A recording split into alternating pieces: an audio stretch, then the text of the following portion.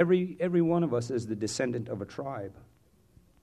Every person in this room is a descendant of a tribe at some point in our ancestral evolution.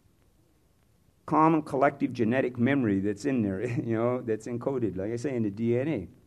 And for every individual, encoded in our individual DNA, all right, is the experience of our lineage from the very beginning, whose whole perceptual reality was what I was just saying. All things have being. We're made up of the earth. All my relations pray to spirits. See, and they didn't pray to man or human form. The closest they came to it was they prayed to spirits that were called ancestors. Right? And because they were praying those ancestors for help and guidance, they understood that we were borrowing today from the past and the future. We're borrowing it from both places. So they had this understanding of reality. So they knew that to keep the balance was the purpose. That was the purpose. The reason for being was to keep the balance.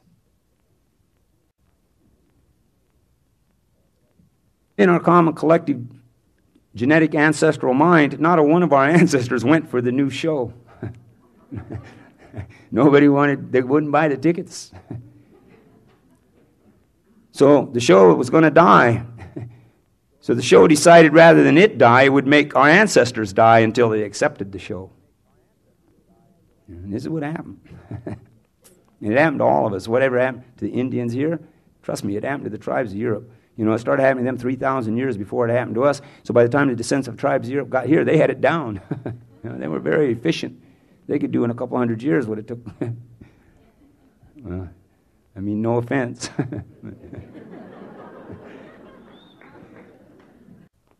So in our collective genetic ancestral memory, we had the experience of encountering the technologic perceptual reality.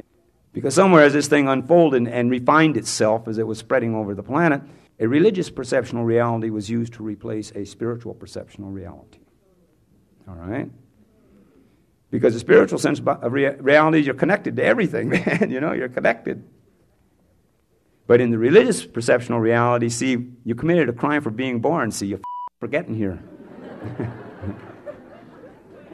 I didn't make this up. I'm not making it up now. Right?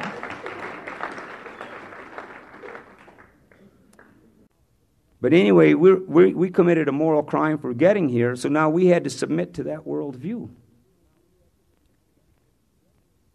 To me, coherently to me, it's clearly a blatant, very blatant perceptual altering how one perceives reality.